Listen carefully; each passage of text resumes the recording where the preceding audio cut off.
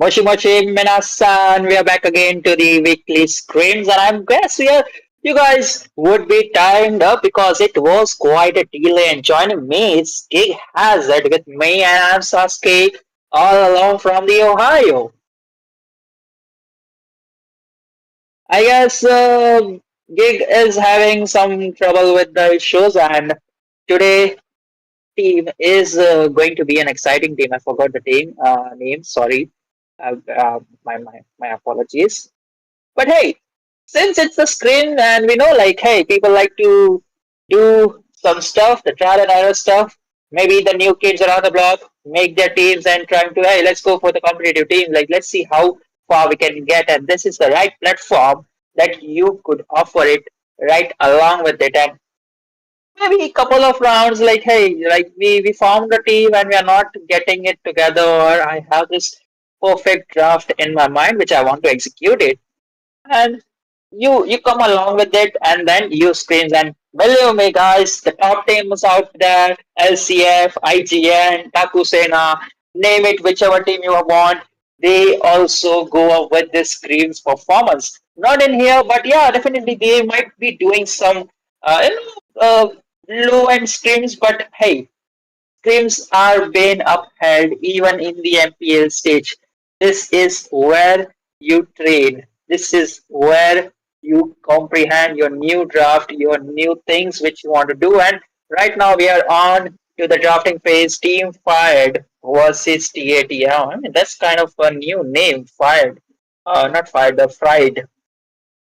Like the bands, a pretty common bans, Florian, along with the Matilda and the Dijon being banned out from Team Fried versus TAT, not letting their hands onto the goal lane ban being taken out right away, along with the Kadita, might be a priority ban from the maybe a respect ban from the enemy team, or could be a ban that could uphold, their compositions. Along with it, we're seeing a jungle ban in form of Lancelot, meaning Team Pride does have the opportunity to grab some goodies or some heroes along with the XP side. If they want to go, Ranger is right up for the grab since when man is down, the only option available will be Edith Hill. And if not, then Kimmy around the mid lane would be their best choice of course right now. And with that, I mean, they will be prioritizing the experience. CC. Interesting. What will be the counter picks? I mean, the Granger is still open, and you can also go for the Lapu Lapu, which is quite promising in the XP lane. And also, if not Lapu Lapu, then you can also go for the R-Lord, which has a high mobility and could be a perfect counter or hero to lane against the CC. But right now, TAT prioritizing that Angela pick. Oh, this does feel like hey, there might be a tank or a fighter coming up in the jungle phase for Team TAT. It could be uh, a way. I would say like hey, it's quite way too early for Team TAT to pick that Angela. But right now, back again for the grabs for Team Fried. It's going to be Xbog along with that Zushin. Interesting. Xbog on jungle. Seems like they sensed it with that Angela pick. Like, hey, it's going to be either a fighter or maybe, you know, a tanky jungle. So let's not go crazy and just grab the first Xbox, which is a good counter in my opinion because hey, the true damage, the friend, the true damage which he deals is right up for the point. And the jungle this time is going to be a Julian. Interesting picks from both the side in the first phase of self. Though I think Julian Angela combination might deal some damage, but Fried they have the mobility aspect, especially from that Zushin and that CC. I mean, catching those two heroes is going to be a nuisance. And for the second pick for Team TAT, I think it's not loaded by yet, but I would really like to know what kind of pick have they made. And moving on to the second phase of the draft, the Grok is going to be a potential ban. I mean, we know like after revamp, he is pretty nuisance and too overpowered to be there, and banning him would be the right course of action. Alongside Team Pride banning out Phobias. Interesting ban, the frontliner, or you could say the Steel Guard, right now in the XP lane. That is too hard to deal with. You need a lot of resources to put on just to kill that hero, and banning out does make a good value right here, right now.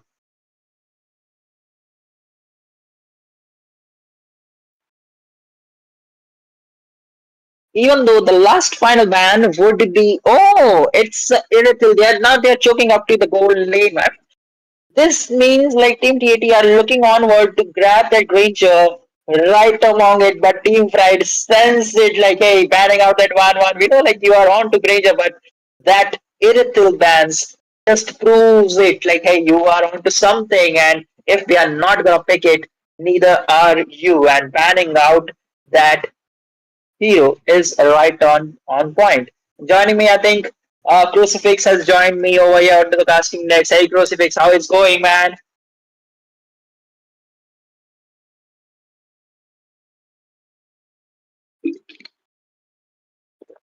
Think he has some kind of audio issues going on. But going on to the draft, so far so good. But what could be the next possible move for the gold lane from TAT?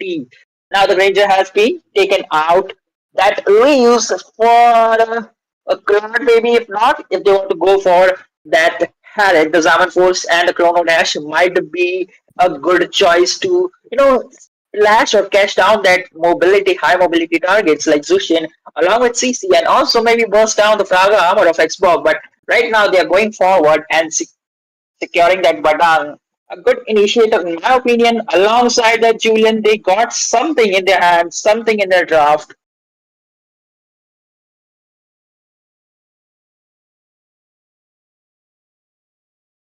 Hey, yo, Sasuke, it's good to be here. I'm so sorry for that delay, my friends. I'm back. It's okay. It's all good to hear. I think it was my last voice that I'm going to be alone onto this casting deck. But hey, joining you is really happy. That makes me happy. And look at the draft. Look at the bans. It's going too back and forth. I thought like, hey, the ban. It was quite pretty obvious that Granger might be onto the grabs. But the final ban from TAT bans out Irithil, that clearly defines that they are going for the Granger, and Team Fried, they sense it and they banned out the Granger itself, and now they are locking on to the Moscow along with that high loss. So far, so good. Team Fried are looking strong with that draft they have just pounced on with.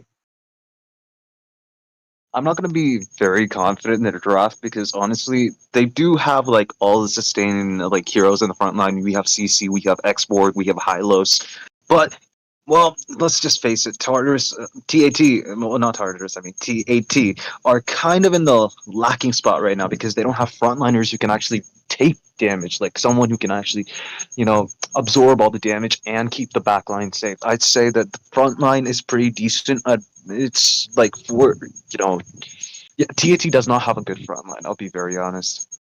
Like they are relying on the enemy to engage and then will counter engage on that aspect. Like, hey, that could be go wrong because they have a solution, they have the zoning capability 24/7. That wishing lantern hovering True. over your head does provide a lot of crowd control and vision potential. Not the vision potential right now because after the changes onto the second skill, I believe like it does not provide you the vision if an enemy is hiding inside the bush. Of course not. Unless, of course, you hit the enemy with your second skill, and Lantern Flare can only then reveal positions of enemies who are hidden in a bush. But other than that, Mhm. I don't think that actually works as a good scouting tool anymore. But hey, if you're talking about the initiation, TAT do likes it. But hey, they got the re-engage in the form of that Badang and also the Claude. It is all to that composition, how well they are going to execute it. And also for the saving potential, they got the Angela. The shield is going on point, but how well they will be able to pull this off because in the early game aspect itself, Julian is the only, along with the Zishan, they are the only early damage they have. True, I completely agree. The first Retribution fight now won by Team TAT, and look at that, first blood might actually just go into their hands too. First blood for Zushin. Fried Chicken gets the kill, and I think Angela might actually have been one step for Team, Fry to actually get more kills. And well, even though Hylos fell down just now, I'd say that it was a good trade having Julian the Hyper go down, and also Angela. You got 2 kills for 1, a good trade, and well, honestly, it's a roam, so you don't really lose on much. Hylos is doing an amazing job.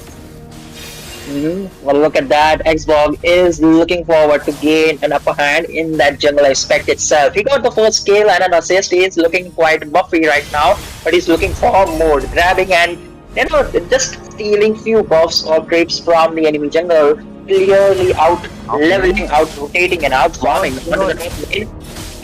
Oh my god, Claude just survived with like barely any HP. Tony is just doing like reconnaissance missions right now. He's going in and out as fast as he can. He's just making sure he's staying alive. This is what a gunner really needs to keep in mind. He is a marksman and he is squishy. He needs to play it safe.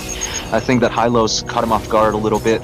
I think he'll be fine though, but for now we don't know because the first turtle of the match has spawned and TAT have begun the turtle. Team Pride looking in on getting some of the action. CC now here and also Hylos, but everyone from the side of Team TAT who are available are there now. Ultimate from the Zushin and the Retribution battle goes to Team TAT. Julian securing the turtle and Xborg is there and okay, taking out the Badang. Look at the Xborg, he's trying to get into the back line, making sure that instead we'll focus on Angela, who was getting knocked out by Zushin, knocked up, of course. Hylos goes down to the claw, but X4 does get the kill on Zacian, the ultimate from the Angela used on Julian, and now there's not Julian, I mean Claude, but there's no team fight going on right now.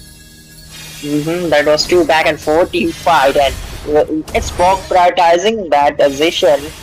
Lasting insanity being burst out and caught him off guard, off camera, and that was really insane. But hey, TAT did manage to get something out of it, even though they got the turtle in their hands. They get few of the kills in their hands too, and this time it was Claude securing one of the kills. So into the gold lane, they actually have something onto it. And I believe like hey, in Claude the farming is most important, and getting the kills into the early game itself, meaning that you are into the good spot, and if it snowballs properly, things might get heat up for Team TAT. Oh, another team fight on the top side, but Angela's healing has kept everyone alive. Julian engaging, takes out the Faraga armor from the Xborg.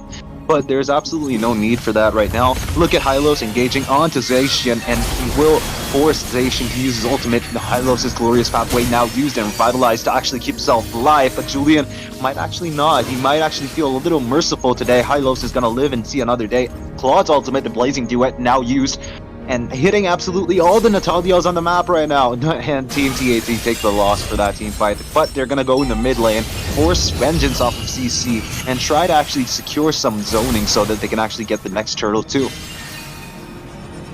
That is absolutely what you need to do, and the Blazing Duet along with few of the resources being taken out from the TAT this time, Team Pride does have the opportunity to gain upper hand because the resources have been used out. Blazing Duet not in the hand. They need to catch off guard Julian because he is dealing tremendous amount of damage. If you don't want to be the line, off guard being caught.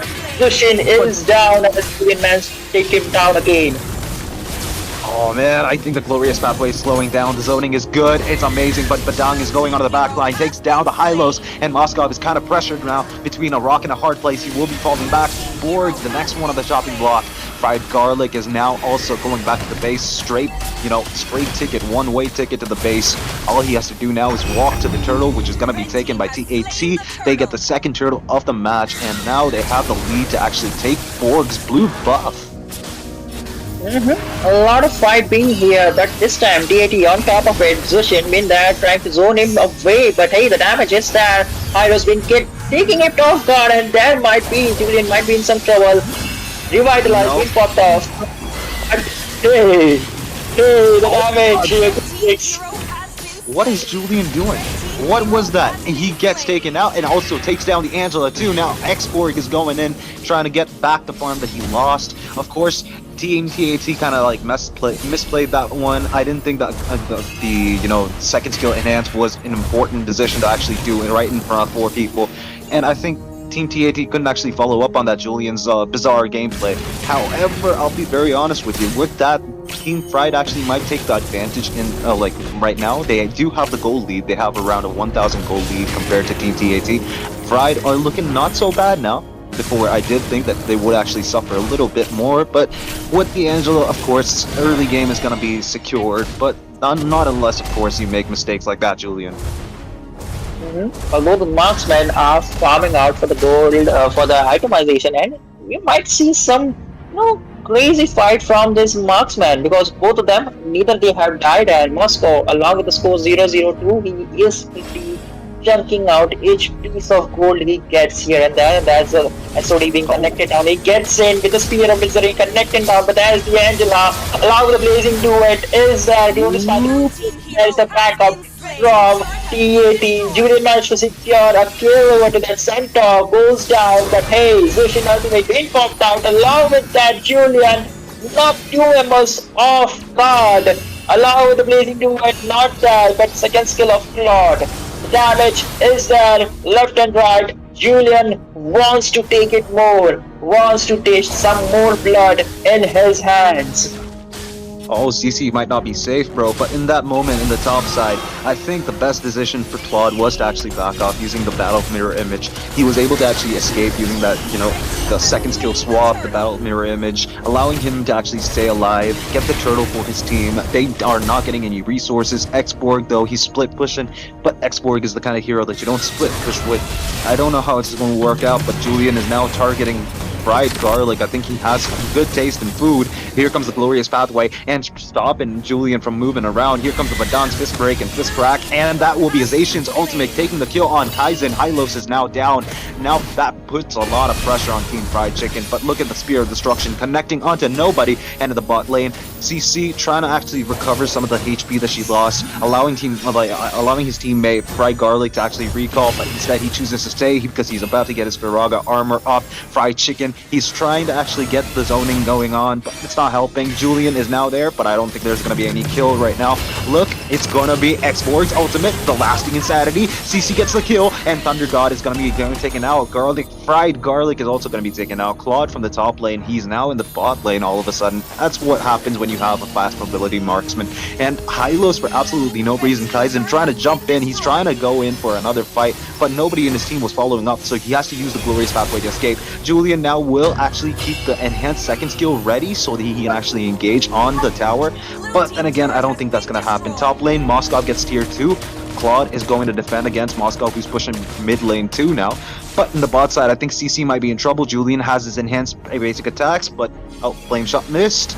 Kaizen, I don't think he's gonna die soon. Blazing Duet, he's going in, he's kind of low. The stun stops him from using Battle Mirror Image to escape. And Happy, Angela is gonna actually use the Revitalize to actually survive this, but Julian is in trouble now. He will be taken out, shut down. Double kill for the Xborg, and I think he's going for more. Look at that. Angela's Heart Guard now protects Zacian. And Badang might actually be the next one to actually be pulled up by Zushin, but no, he does not have the mana to actually do that. The confusing name between these mid lanes, man. The Zushin versus the Zacian. It's my tongue. I mean, it's kind of a tongue twister, but hey, that was a beautiful engage coming in from Badang, but absolutely no one was caught off guard, and Zacian do manage to try and take a kill onto that CC.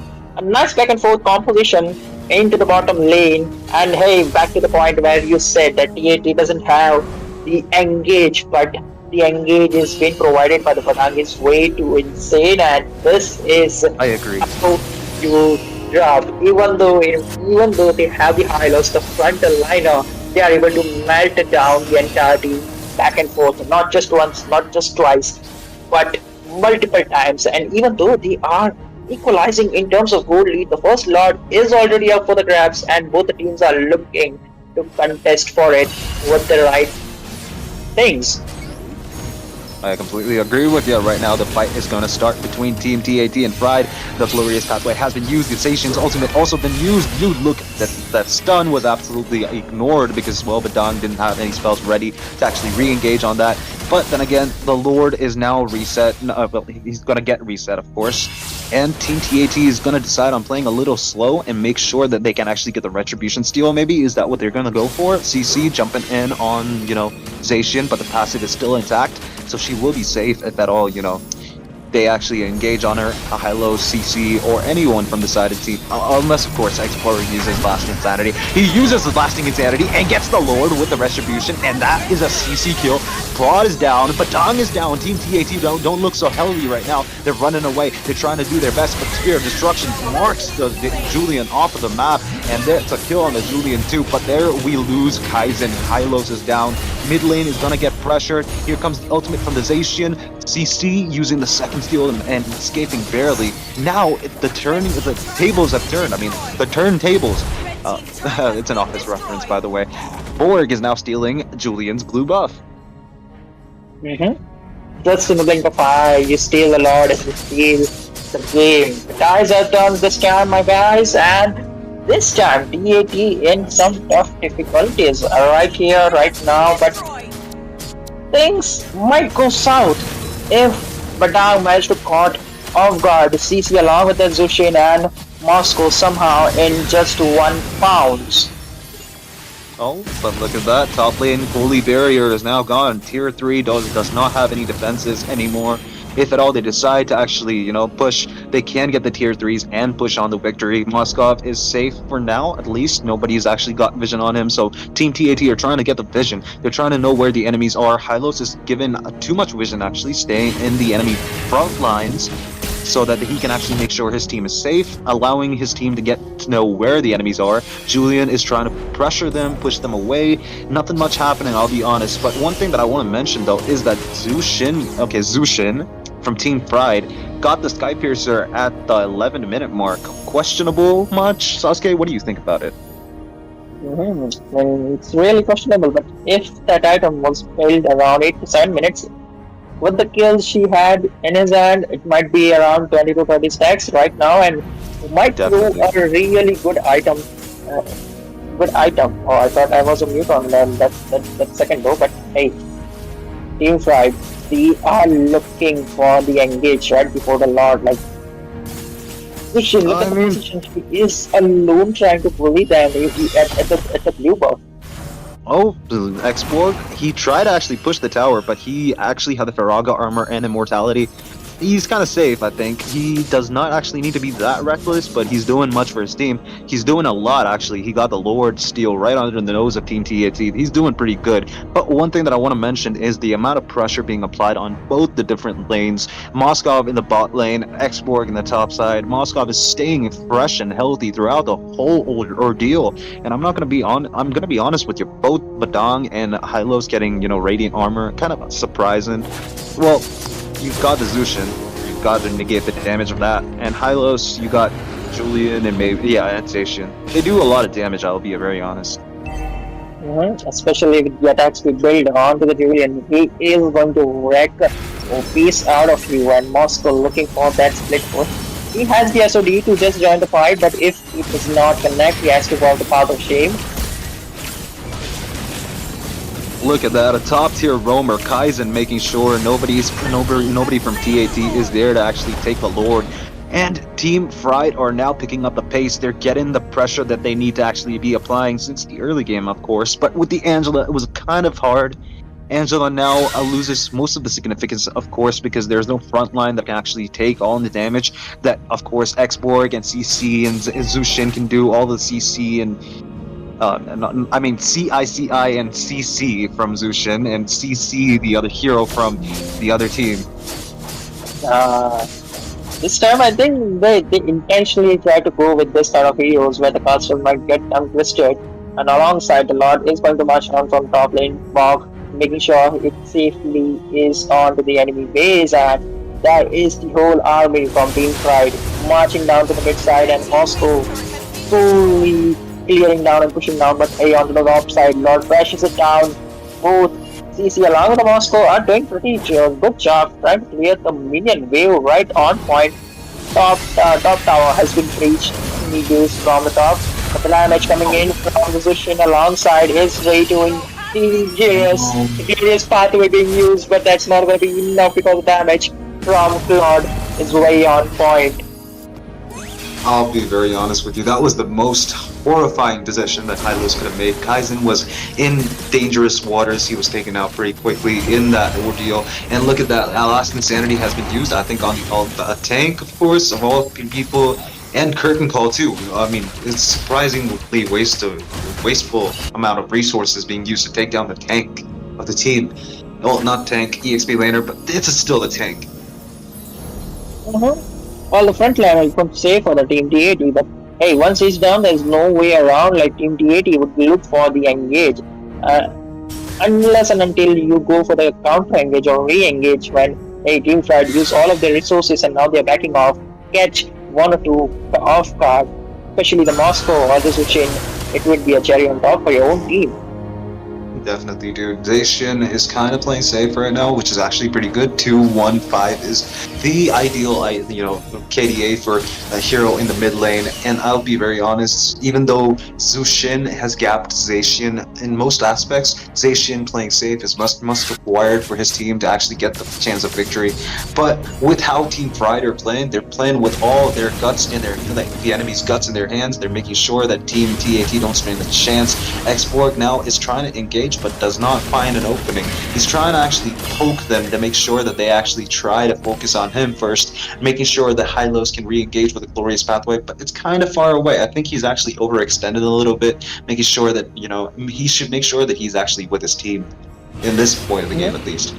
Well, at this point, I think like Xbox could try to go for the reckless play. You got the lasting insanity. You just pop out of the harm's way, and also you could shut down a lot of people, especially on the jungle side. Glorious path have been used, but hey, off guard, the fried chicken getting escape from the teeny tiny HP he has on it, but the team fight continues. Moscow secures the Lord. And there we go, Revitalize. But then again, it's not going to save Angela at all. Tony is escaping with barely any HP, but Moskov target blocks and makes sure he's dead. And look at Julian, he just got the catch on the Xborg. He might actually get the kill, but no, his team is right there. Hylos has propped up the glorious pathway. Enhanced passive from the Julian might actually keep him alive for a bit, but that's not going to save him from death eminently. Look at Moskov pushing the mid-tier 3 and making sure this team gets the win. There's no one alive. There's one minion in mid. They don't need to push top, but they're still doing it. They're making some security play, and they're making sure they get the win just by minions pushing the tower. Nexus, Moskov was just standing there recalling. That was merciless. Indeed, imagine three members of Team Pride chasing you down, not making sure you recall or get your get back to your space safely. And Moscow, he knows like, hey, my bodies are doing it. I need to push it. I need to end it. This is the time. This is the moment, and he grabs it right off guard.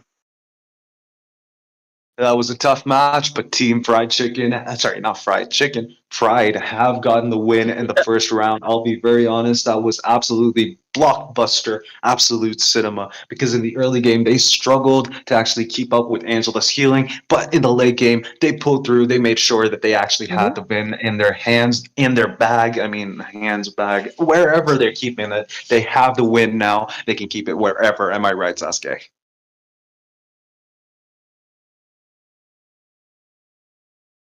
That's true. What do you think about like what kind of Hands, things bag, they should wherever do they're in the keeping it. second phase They of the have draft? Like we can see team fight participation alongside fried garlic with that 84% participation in the team fight. Really a good contender.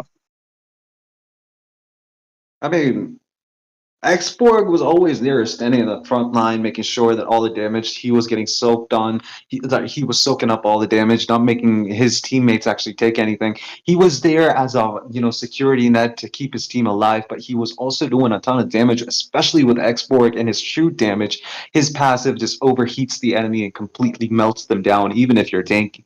The team, for TAT didn't really have a front line that they can actually, single-handedly revolve around, but the Badang was pretty good. I'll be very honest with you. He was actually kind of like thunder. He was just striking with the walls all of a sudden, making sure sets were made, but his team just didn't have the damage, especially during the later stages of the game, to actually keep up with what Team Pride were actually pulling on the table. Well said, but hey, for the next match against between these two teams? Like, what do you think? Like TAT would be panning out. Will it be Xbox or the Hyros? Because they had this issue with the frontliner in the early game. They had the advantage of Badang was constantly engaging and the damage on Julian, along with the blazing duet of Claude was there present. Vision, yeah, the damage was there, but the amount of zoning which was required was not present. If you compare with Zushin along with Zishin, I think Zushin had the upper hand in terms of damage and also the crowd control aspect overall. Definitely. Zushin, she was making sure whichever. He was making sure that his team was never actually in any peculiar situation and also making sure the enemies were caught into their net. He was like, a fisherman bringing up a net and just grabbing a ton of fish. Maybe not a ton of them, but just one was enough. Claude had to make sure he was safe, make sure that he was not making any mistakes. That in itself put a lot of pressure on the gold laner and made sure Team Fried got the victory. I'll be very honest with you, that teamwork was spectacular, absolutely phenomenal. Mm-hmm.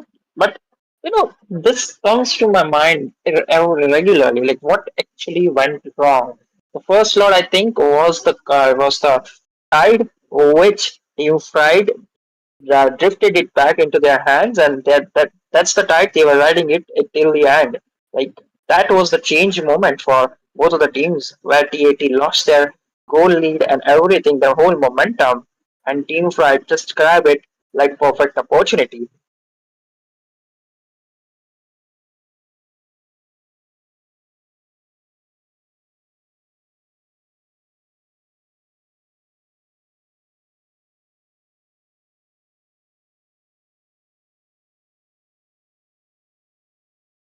For the second game itself, I think they might be leading to a better draft. Instead of Angela, maybe you could put on some the frontliners, which could actually go up with Patang, and then you might have two of the initiator, and then Julian might be able to deal a lot of damage, not going to engage himself, or rather than depending on to the Julian. Not Julian, but Patang.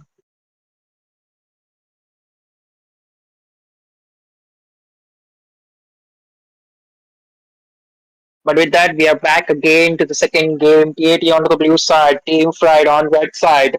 The first phase of the ban, Lancelot being getting banned out. Same team, same ban sequence. It's been like it's. I think it's kind of understandable that you don't open the Lancelot. But hey, in the previous match, YSS was open in the jungle era.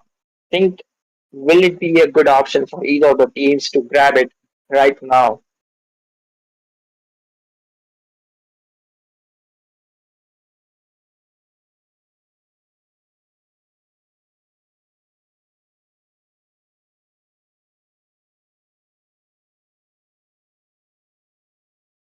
With that, again, Matilda and Florin been banned out from Team Friday. These are the same two bans which were there in the first game itself, and Lancelot along with that Kadita, the same two bans again from TAT. Hey Sasuke, I'm so sorry about that. A little bit of a network issue on my part, but I'm back and I'm seeing a Kadita getting banned. A surprise. No surprise, actually. He was actually not he, she was absolutely busted, especially after that movement speed buff. I'm actually expecting her to actually be even more prominent now that she's got that, faster casting speed on her spells. But I'll be very honest with you. I'm not surprised after seeing Team TAT go for the Zushin ban, especially after seeing Fried Chicken play so good last match. He was definitely trying something out of that team TAT, especially that Claude was having a difficult time, and also not just the Claude, it was the whole team which we are talking about because the zoning aspect was there along with the damage, and you get constant crowd control from the wishing lantern just hovering above your head. That is, to be honest, the nuisance. Populated with Ice Queen Wand or the Skypios, as you just mentioned, it is as annoying as Molina's just running after you.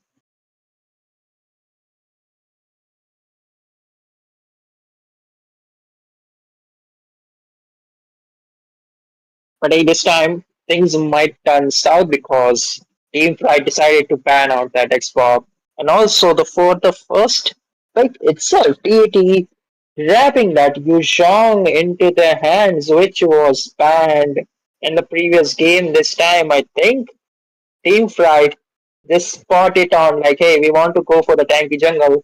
It's better to ban out that Xbox, which will definitely create a problem. And with that, counter pick ban out, they locked on to that Fredrin. I think it's going to be that Ube kind of a drought where you popped on a tanky jungle into your section and then go for a damage dealing EXP lane. Perhaps a Benedetta or maybe a Badang would suffice. But hey, then you need some damage in the mid lane along with the gold lane. I completely agree with you. And but before that even happens, Team TAT take the chance to snag Angela off, making sure the Team Fry don't really have that, unbelievable healer in their team. I'm gonna be honest with you, Florin is actually a better option for a utility jungler, but then again, Angela always works too. They also do get the opportunity to take a Valir, making sure that, uh, Fredrin, yes. Fredrin actually has a hard time trying to engage on the back line or even the front line. He might get stunned, he might get pushed back. It's only a matter of time before we see it. But that being said, Florin being banned, I'll be honest, there is not much of an option except for maybe Kalia, and I don't really think people actually play Estes in the tournament scene nowadays. But then again, Kalia, one hero that can actually keep up with Fredrin's aggressiveness. But instead, they go for the Minotaur, a Oh, good healer and also great at that, doing CC. that is quite a surprise. You pick off a Minotaur into the roam section, knowing that there is a Wali who could just toss you off to the back, which was already picked when there was a first pick, Fredrin. I was hoping for a joy just to disengage or disrupt the momentum of the TAT, especially marking out to that Valir. So, he might use up his ultimate and also the knockback. So, Fredrin might have a good opportunity to, just do his own stuff. He might need to test the waters before he actually engages because obviously you don't want to keep up with a Valir right on his face. Yuzong and Angela, though, it's going to be very dangerous. But look at both of these teams. Team TAT and Team Pride are trying to actually put their efforts into banning out the marksman heroes that might actually pose a threat because both teams have not picked the goal laner position yet. And we only see like maybe a Melissa getting picked, someone who actually has a lot of prominence in the early stages of the game. Another hero that does have a lot of early stage prominence, Irithel getting banned off. Alpha is not a gold laner, but she still does carry his team. I'll be very honest with you. Team Fried are trying to actually shut down the options in the jungle too, while keeping their options in the goal lane available. They get the Granger under the noses of Team TAT. The drafting is going pretty one-sided, I'd say. But the Minotaur, again, like you mentioned, jumping against the Valir is not going to be the best solution. I'd say the ultimate does provide a lot of, it provides a lot of utility with the crowd control immunity and keeps Valir and on his toes. But then again, Minotaur is going to be a very questionable pick. I'm not seeing him being played well. And on their side of Team TAT, they go for the Ixia and Leomord. So now we have a Leomord and Angela combo, and also the Ixia for backline artillery fire. Hmm. Like the draft which TAT are looking forward for it, but hey, again, this draft, if you compare it with the game number one, they don't have the frontliner or the engager. They have it in the form of Yu Zhang, which needs to use the Black Dragon to engage on particular target, and especially hoping that it would be the backliners, and then you got the two hefty, the protection you could say the frontliner in the form of Minotaur, along with that Fredrin, and to spice it up, Team Fried just go with the Lapu Lapu into the EXP lane. So the draft has been spot on. What do you think? Like, hey, according to the meta, according to the overall composition, and how you look into the draft or how you want it to be there, I think Team Fright have the upper hand with the final pick they clutched it with. Definitely do, but then again, you don't really see Leomord being played much. I'll be very honest with you, I'll be surprised to actually see good plays coming from Leomord, but then again, it's also a matter of being a question in itself. It's a wild card for the side of Team TAT. They've got the advantage with how they might actually use the Leomord, but then again, Sasuke, we are back into the land of Dawn. I'm excited. Well, the viewers are excited. You are excited. How do you think this game is going to follow through? Interesting question because hey, you spot onto the Leo mode Angela combination. I do agree, but they need to be onto the snowball composition. And once that Leo mode is shut down in his own jungle, once or twice, then he is going to fall off because you need a lot of damage to melt down that tanky combination which Team Fright has brought up. Definitely. The first Retribution battle has been won by the side of Team TAT. They get the Retribution on the Little Wanderer. Fredrin taking the L, goes back to jungling in the top side of his jungle, making sure he gets the red buff at least, make sure he gets the level 4 early on at least, but Leomord is definitely going to get it before, Fredrin has a chance to. Yuzong and Lapu Lapu trying to trade blows, but not looking that nasty in the top side. Bot lane, a lot of pressure being applied because Ixia has the support of Angela, who is again a very, very strong early game healer. Granger needs to make sure he's safe. There is no vision in the area. Minotaur is trying to actually go in for the bot lane. He knows that Leomord is now going to go to level 4. He might actually be in danger, Granger of course. Minotaur has to be there, keep up the front line, to make sure that Granger does not get taken out early on. The first turtle of the match spawning in, Sasuke.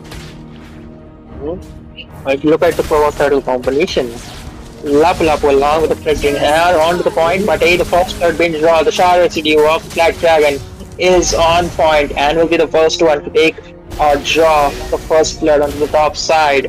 With that, Fredrin did manage to take a chunk down, a little bit of HP, but in the bot side, I think there was 8 being thrown out, but nothing apart from change of blows were done in the bot side. The Black Dragon farm being used up there, securing and zoning down the turtle. The battle of retribution is being done and won by Fried Chicken or Fried Garlic. Oh my god, that was beautiful. Absolutely beautiful. Granger from the bot lane is now here in the mid lane, making sure that they get some kills out of that turtle fight. They got the turtle, they got Thunder God, they got also Tony, who was in the mid lane. I'll be very honest with you. This is now to the side of Team Pride. Again, Leomord is now trying to use his spells. He gets the blue buff right under the nose of Team Pride. They were actually putting the aggression on, but they didn't actually help them get the kill on the blue buff. Fredrin loses that, he loses the fight, and now he goes back. Even though he got the turtle, it was actually kind of a loss here. Then again, I think it's gone good for the side of Team Pride. They've got the advantage, they've got the rolling snowball that Team TAT really needed to actually push the Leomord up. Brud TZ is in the top side. He's looking for a rotation to the mid lane, but absolutely nobody there. And the bot lane is where all the action's got to be in a matter of seconds. Ixia trying to poke the Minotaur, and Zacian got vision on Leomord and Angela. Leomord uses the motorbike. He is engaging. He forces Zacian's ultimate. Stuns 2. Here comes the Minotaur's ultimate. Stuns 3. And there goes Minotaur getting a double kill. Absolutely starstruck. I'll be very honest with you. Lava from the top lane comes down, gets the kill on Angela. Tony is the only one there. He is trying to defend the bot lane tier 1. The gold shield's important, I'll be very honest, but gold shield on the top side completely being eaten up by Yuzong. The big black dragon is now a little ahead of Lapu Lapu. Even though he got the kill on the bot lane, that gold from the tower is very, very crucial. It doesn't matter if you get the gold, but again, that is the ultimate pain popper from Leomord, but the flicker being used up from the Granger is going to be into the safest section. Meanwhile, in the bottom lane, Ixia might sense a bit of danger, been lurking around in the grass in the bottom lane itself. Minotaur looking and providing some good vision over there. Lapu Lapu onto the top lane, cutting.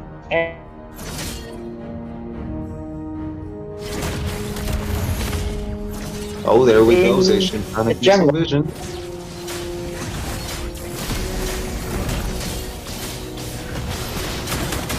Sasuke, the engage is now real. Minotaur has engaged onto the Leomord and takes him down. Hero is down. Tony forces to actually use the flicker, but will not be safe. He will be dead. be going straight back to the base. Yuzong has now Angela on him, and now he will try to engage, but there's 4 people. They're not going to actually be safe, if at all. Okay, they do get saved because of obviously the Angela's revitalized, making sure that Yuzong stays alive at least. In the bot lane, though, I see that Jenny is now kind of in a peculiar position because now Minotaur and Granger are going towards her. I think the knockup is going to hit, and Granger's bullets will kill him. Make sure Jenny goes back straight to the base. A free trip, I'll be very honest with you. You didn't actually need to deal with that.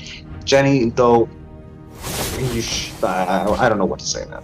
That was a very bad decision on your part. Meanwhile, again, hey, Angela is trying to go for that tower protection. If they decide it would be 2-on-1 situation and they might get hands on to another kill, but hey, Team TAT sense it that we might get a few kills, but hey, look at the jungle part. 0-1 onto the Leo mode. Just I said, like, hey, you need to get a snowball effect, especially if you're running down a Leo mode Angela combination or just a Leo mode into the jungle era, because well, it's pretty good into the late game era, but you need to have the damage. Oh, but the first damage from the Granger just melts down the Angela right in front of the tower. Oh, that was beautiful. Absolutely beautiful. Fredrin now top lane. He has surprised Yuzong, but Yuzong's healing is now trying to actually keep up with Fredrin's damage. I think, though, in the bot side, Lapu Lapu has used the ultimate, tries to force Leomord to actually get away from his buff. Yuzong has used the Black Dragon form. He's used it to actually escape from the top lane from, Fredrin. Bright Garlic was doing too much damage to him, and I think right now the snowball is really onto the side of Team Pride. They've got all of it going on for them. Now the third turtle of the match, too, they might actually get it without any contest. Yes, 5k goal lead speaks for this team, like what kind of composition are they running on, and also Sky Piercer is on Granger, and I think he might be running around on 20 to 30 stacks, 10 stacks on Sky Piercer, but hey, the blast from the Granger, not the Ranger, but the Valir is on point. Lapu Lapu gets the kill onto the Valir, jumping on the battle line, double kill for the Granger, melts down the Engager, who was just running around. Angela, not the Angela, but Xiao in some trouble, running around with low HP.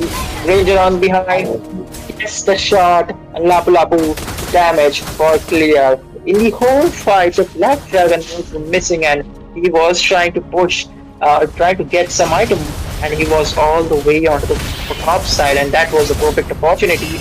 And talk about the opportunity again in the mid lane. The damage from Fried Chicken is more than enough. There is a blame, not the impact of the ultimate from the Fried Garlic, but the damage is not there. Oh my god, there is absolutely no damage, but look at that, Thunder God gets the kill on Kaizen, but he's taking a bunch of bullets on his face and also a bunch of magic from Zacia. In the mid lane, though, I think tier 2 is going to get taken out. Fredrin's ultimate missed, so he won't actually be getting any kills. He had a lot of that, crystal HP left. He had the damage if he wanted to, but just was not gonna reach the enemies who, Tony and Thunder God, who were staying pretty close behind the tower, making sure that they're not in harm's way. I love the way that they're playing. In the bot side, I'd be very honest with you, the synergy between, Brotizi and also Fried Chicken is amazing. The only reason why they got 3 kills in the bot lane was just because of that ultimate Zation and Lapu Lapu's combination of CC with CC. In the top side, they're trying to do their best to defend. Team TAT have defended the tier 2, but that's not going to be said for the mid tier 2. It's going to be taken out. They are putting pressure in. I'd be very honest with you, this Lord looks like a free Lord for Team Pride. Unless and until a miracle could save TAT catching the marksman along with the Zishin, then that is not going to happen, because the 3 chunky members, the front line, are already standing up. Dragon trying to go for the vision, but Lord has already been secured, and that is the signal for Team TAT to retreat. A good discipline, but what can they do when the 8 goal lead is already up against Team Pride? Oh, and not just talking about gold lead, but talking about the kills. I'll be very honest with you. I'm surprised to see that only Yuzong Thunder God is the only one with kills. 3 kills for the side of Team TAT, and all under the name of Yuzong. He is doing good, but the rest of his team are pretty much lacking. They don't have the sustain, they don't have the damage. I'll be very honest with you. If Yuzong is they have a fighting chance, but now they do not. They definitely do not have a chance at defending, especially with all the damage, and especially Minotaur's beautiful flicker first skill engages. That always leads to Minoa and Fury hitting and making sure at least two people go down. That's beautiful from Kaizen. Bot lane tier 2 also taken out. Holy Blast from the top, mid, and also the bot lane are now being threatened. Holy Blast in the mid and top now gone in the bot lane too. There is no defense for the tier threes in the side on the side of Team TAT. They've got to make sure they actually defend these towers. Otherwise, they're gonna have another loss. The knot has been secured, but hey, they didn't manage to take and secure it, even though they've been totally locked down in their own inhibitor tower section. Definitely. I don't think it's going to go good for Team TAT if they don't actually step up the pace right now. They do have the advantage in terms of actually keeping themselves alive, especially with the revitalized on the Angela, and also Yuzong, who has a lot of sustain. We have the Ixia, who can use the ultimate and target multiple people to get the Starlium energy and get all the HP that she needs back during a team fight. But then again, Valir is their safety net. They're not using all of their heroes to the fullest of their abilities. However, Team Fried, their synergy is outshining Team TAT in all aspects. I'll be very honest with you. I'm surprised Team TAT held for so long. It's 12 minutes now almost, and I'd say the next Lord would be the end of it. Perhaps unless and until Team TAT might go with a surprise attack. You have the Ixia onto the back on the backside. The ultimate of Ixia is quite dangerous to deal with, but no Minotaur is trying his best to try to jump on him rather than jumping on anyone else because hey, Brethren is there to safeguard the backline, and also with the help of Lapu Lapu, he can just jump onto the backline, and that's what they've been doing in past few team fights. And look at that, Fredrin, Fried Garlic is making sure that the lanes are not being pushed. They've got the vision now because of the minions being there. And look, they're trying to put some pressure on, making sure the retribution has been used from the side of Team TAT before they engage on the turtle. Station's ultimate comes in clutch, makes sure there's an escape route for Team Fried Chicken, especially for Fried Garlic and Kaizen to actually escape from that whole ordeal, while Granger and also, Zation try going for the Lord. They get the Lord down. It's not going to be very hard for them to actually end the game at this point. At this stage, I'll be very honest with you, them keeping the lanes frozen and keeping the Lord on their side, they've got the advantage. They've got the numbers. They've got everything that they need. They can get the win without any stress. There is just one stress they need to counter. They need to sacrifice Lapu Lapu or Minato just to burst down this mid inhibitor because there is the Ixia along with the Valir, and with the tower protection in your hand, they are quite confident with popping out the ultimate, and a lot has been dealt off, but hey, look at that. Team Pride will be taking off the bot lane along with the middle lane first, and Lap Lap is going and taking down top tower, but the ultimate is been popped out, but there is absolutely no one in there. Double kill for Granger along with the side, it make it triple. Would it be a Quadra or a Maniac, but Unstoppable been popped out for Lapu Lapu, he might go for more. That is the Maniac for the Granger, and with that they managed to secure the second win in their hands. Oh man, Team Fried, they just fried their enemies to absolute oblivion. Team TAT did not stand a chance to their superior, absolutely superior synergy and also their macro. They were making sure that the spells that Team TAT had, even in the first match and second match, were made sure to be used up before they engaged on any single team fight. They made sure every single movement of theirs was absolutely precise. They've got all the advantages during every single team fight. I'll be very honest with you, Team Fried Chicken have proven themselves today. Mhm. Well, if you notice in the rough phase itself, like hey, banning out that Xbox was something that was pre-planned, and also a big blunder I would call it in my name, because you see a point where Team TAT banned out the Van alongside the Irithil, which led a free Granger into the hands of Team Fried, meaning you're banning out the Van. it's quite broken. It's quite the meta. It's understandable. But banning out Irithil, meaning it's a clean go for the Granger. And even if you're giving the Granger, you're not picking up the Harith or maybe a late game marksman to counter it with. That was the big blunder part, in my opinion, which led Team TAT to the downfall. No wonder the Ixia was there, but there were too many counters for her to even stay on a spot and deal the damage to the enemies. There were literally three jumping heroes which could jump on her and kill her within an instant. Not to mention the Lapu Lapu was the final pick for Team Fright, which was really an exceptional pick. Oh, definitely, dude. Team Fried absolutely got the win without much stress. Team TAT, though, they've gotten gapped in the gold lane, they've got gapped in the EXP lane. I think that was the major reason why the whole ordeal just shifted to the side of Team Fried.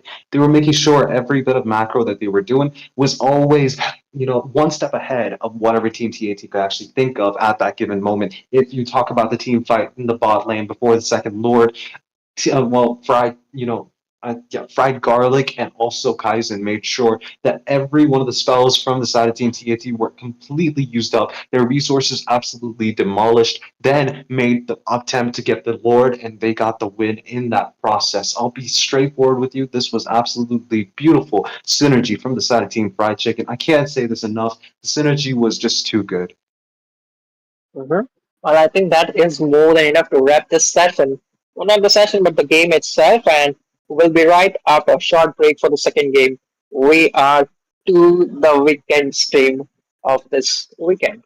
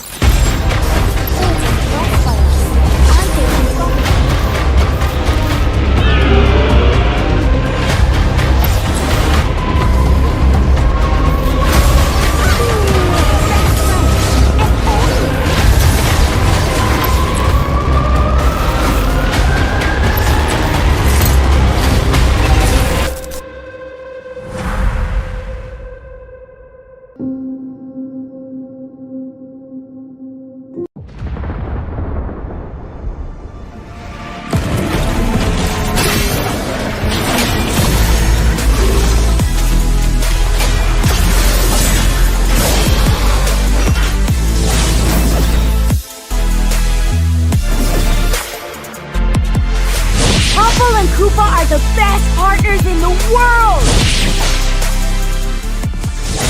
Go, Koopa!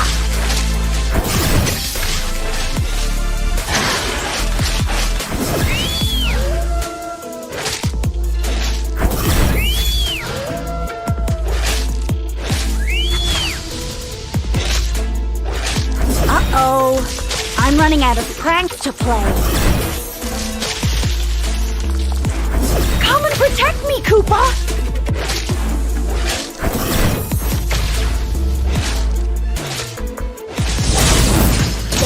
Don't move! I'm aiming my spears at you!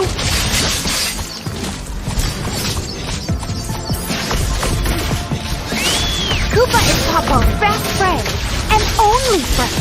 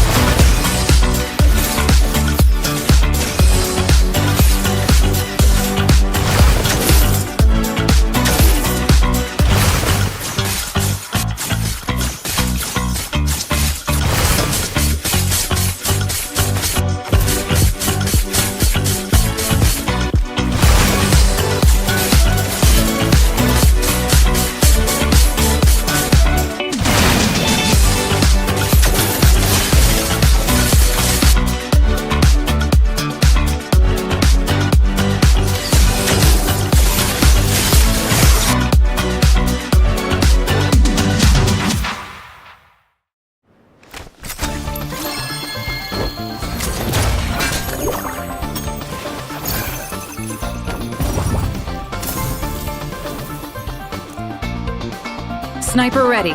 Give me a target.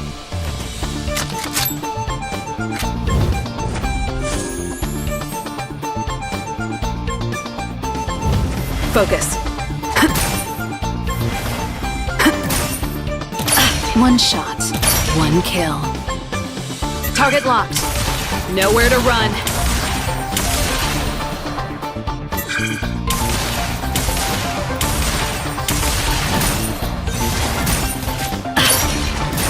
Nowhere to run.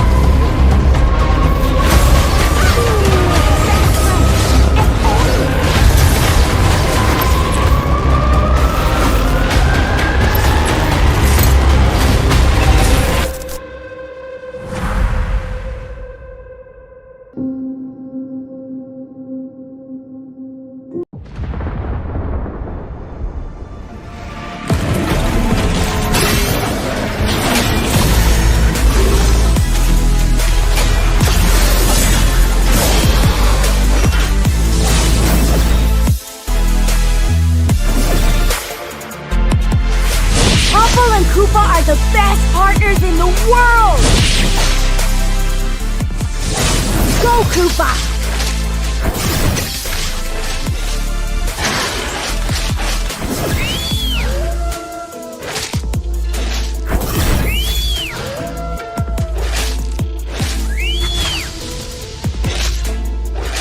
Uh-oh. I'm running out of pranks to play. Come and protect me, Koopa!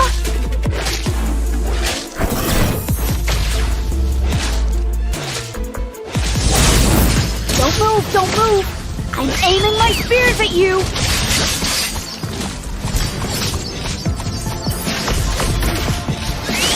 Koopa is Papa's best friend, and only friend!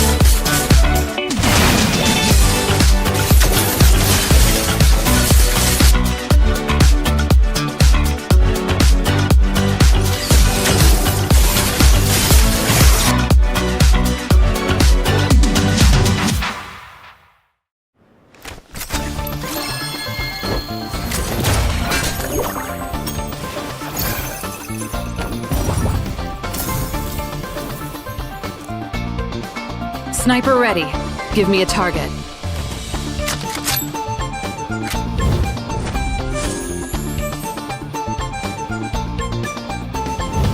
Focus.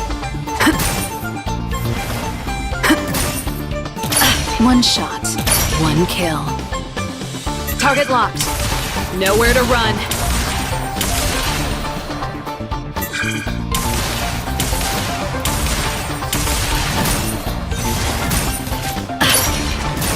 Nowhere to run.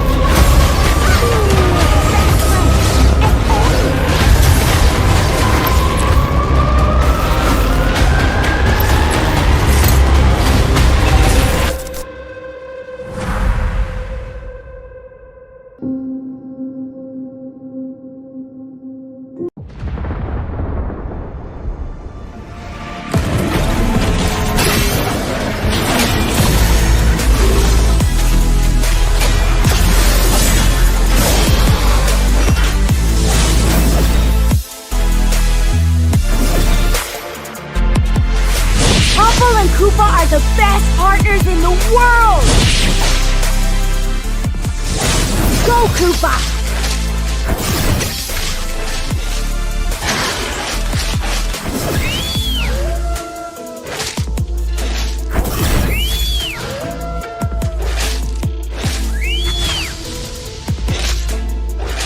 Uh-oh. I'm running out of pranks to play. Come and protect me, Koopa!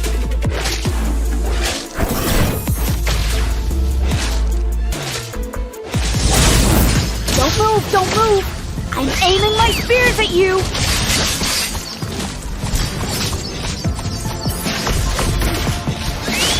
Koopa is Papa's best friend, and only friend.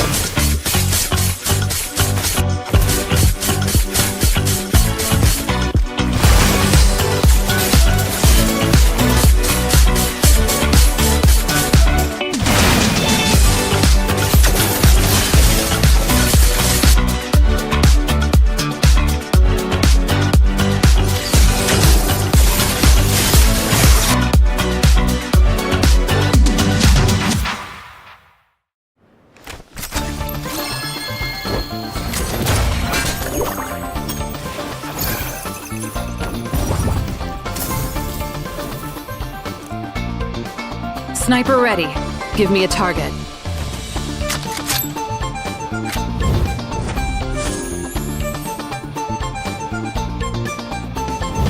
Focus.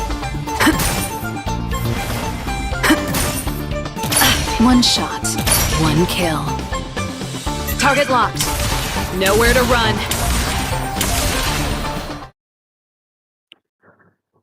Hello, ladies and gentlemen. Welcome to the Weekend Scrims, powered to you by Moba 5v5 Esports India, of course. And like we know, it's already the next match which will take place. But before that, I got to introduce you guys to the caster deck.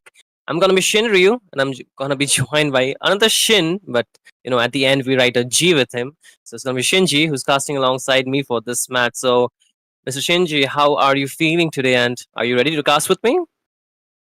Yes, absolutely, bro. I'm really very excited to cast with you, sir. I just wanted to cast with you, a very long time ago, but today I got the chance to cast with you. I'm really excited about this match. And if you take a look at the drafts, it's already up. Both the teams are ready. It's going to be Celestial Legion versus Validmore. And I haven't heard about these teams so much, but this is the first time I'll be watching them play as well. So I'm pretty interested. I mean, excited at the same time to watch them play. But looking at the bans, we can just see, some of the meta bans coming all the way. So I don't think so. These teams are some newbie teams. They know what they're doing and they know which heroes they want to prioritize in the banning section. So again, with the bans already out of the way, the picks are already gonna be soon be there. So what do you think? Which heroes these teams should prioritize out here? Like, which are what are your options for though? Right now, like, YSS and Lens, both of them are really good in the jungle. The Puncher CD has been reduced. He can dash very easily, and he can just stack up his, passive, and he can just deal a good amount of damage there with that Lancelot. So yeah, picking Mm-hmm. these two heroes in the first pick is a good choice. Definitely. I mean, the Lancelot is very flexible, and with his immunity onto his second and also on his ultimate, he can negate a lot of damage, which does make him a really, difficult hero to catch, and at the same time, a hero which can burst your backline at the same time.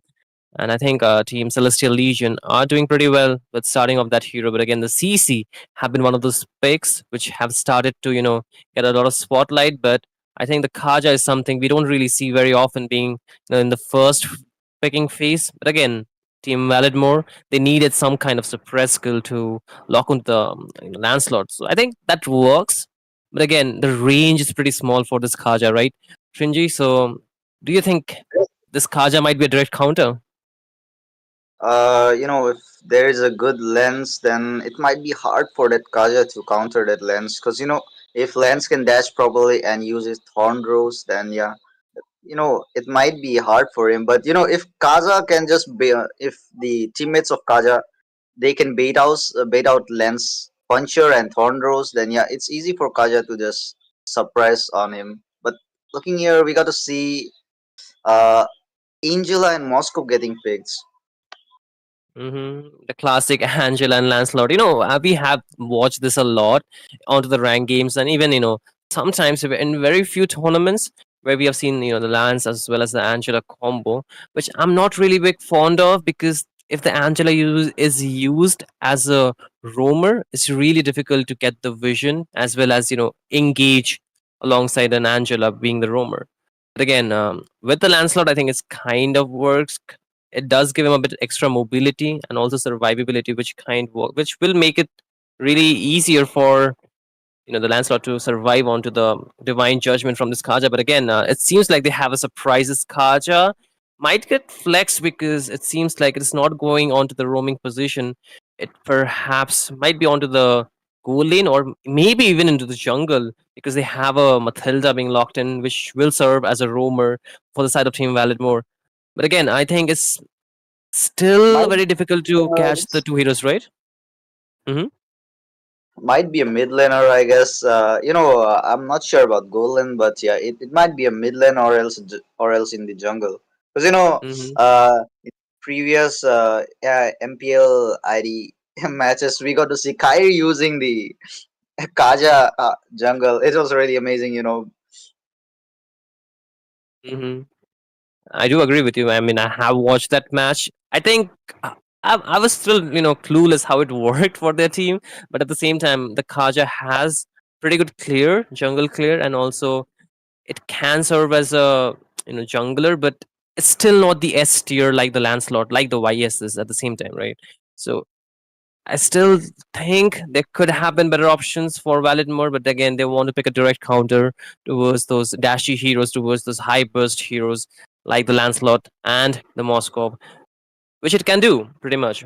But again, moving on to the next banning phase, we can see the Kadita already being taken off from the side of Team Celestial Legion and Validmore. They will ban off the Phobius, which I'm not really too sure why, because they do have a direct counter. But again, there are not too many dash heroes from the side of Team Validmore, so maybe there's something they do not want to play against. But again, the Farsa is a really good ban, a good read because Celestian Legion they ban off the Kadita, which is a direct counter towards the Farsa. So I think that's a good read. But again, with these heroes being banned off, what do you think could be the probable mid lane options for the side of Team Celestial Legion at this point? Right now, they can go for, right now I'm confused because, there is Angela who can do mid also, but if they go with the Angela roam, then they can pick some heroes like Zatian or else, uh, something like There are Zatian a few and options, right? I think the yeah, Louis yeah. can also work. The Louis can work too, perhaps. But a Fredrin. So you were probably right. This might be a mid lane Kaja, not a jungle. I mean, most probably. Um, but again, the flex is still there, right? Valid mode. They have not shown their goal laner yet. They have picked their jungler though, which is going to be Fredrin. Really beefy, really a good front line. The side of Valid mode required, I would say. But at the same time, it does lack that fast jungle clear. Yes, it is good, but it is not the fastest when it comes to the jungle clear. And also the rotation kind of gets slow, but again, there's the mobility from the Mathilda, which can supplement for that lack of mobility. But again, at the same time, like you said, the Zegian could be a very good option for the side of Team Celestial Legion. They have the option for Louis, even the I would say Lilia Oh, works some way, Lunas as but well. Okay. They want to go for the Xavier instead, and I think it really works because the frontliners, they want to dive in to the team fights, and a Xavier can really stop it and stop them onto that very position that they want to come in from. And even they try to flank, the Xavier has a really good mobility, which can serve as a good way to just negate all those uh, danger that can be provided from the other team. But again, at the same time, they have finally picked their last hero, which I'm not really sure which. Okay, they have not picked it yet, but they just swapped the Kaja perhaps. But again, there's still the hero duo. Do you think it's going to be a goal laner or a mid laner? It's Roger Golden. Mm-hmm. Oh, damn. I'm still a bit skeptical about the Roger goal in though against a Moscow, but I don't know, man. I feel like they still lack a lot of range because there's a Xavier to give the range. There's a Moscow who can penetrate through your front line with the passive that he has. But again, the draft is just 50% of the game, like we already know. The execution is really gonna matter out here. So, Shinji, a quick question. You saw both the teams draft. Which draft do you lean a little bit more or think has an upper hand in this game? If you ask me about the team fights and all, then yeah, we can say like Team Validmore has the upper hand there because they have the sustain onto them, and they even have that Kaja to suppress the goal laner and even the Lancelot from the side of team. You know, Celestial Legion, yeah. that's the Mm-hmm. yeah. Mm-hmm. Sorry about Yeah, that. it's I okay. It's forgot okay. their name, but It's okay. It's okay. No. You're right about that. The Celestial Legion Lancelot can be a very big threat if it's not controlled, if it's not shut down in the early game. Because we know if the Lancelot does get the snowball, it's really difficult for a player to stop. Even with the CC CC that you have, it's very difficult. But again, onto the land of Dawn, we go for the first game in this best of 3 series between Celestial Legion, who has taken the blue side, and Team Validmore onto the red side. But this game is brought to you by Mobile Legends 5v5. Welcome to the weekend scrim, guys. But onto the casting deck is gonna be me, Shinryu, and I'm joined by Shinji, who's gonna be casting alongside me. But again, Shinji, the early game does seem a bit lacking from both these teams, right? They need a lot of items, especially for the side of Celestial Legion. Their draft is that of a scaling kind of draft, whereas Validmore, they kind of lack that damage until they reach level 4. But do you think, that Kaja can supplement for that lack of damage with his, first kill? Because, we all know how the Kaja works. It is not the most damage dealing hero, but again, they need to do some kind of damage in the early game. So, what do you think that can supplement that early game damage in this game? if they can just funnel out their goal laner, then yeah, Roger has a very good mobility and he can rotate very fast as well. So if they can just help Roger farm up, then yeah, Roger will be the one who will be dealing damage in the team fights and all. Because yeah, rotation will be very fast from him.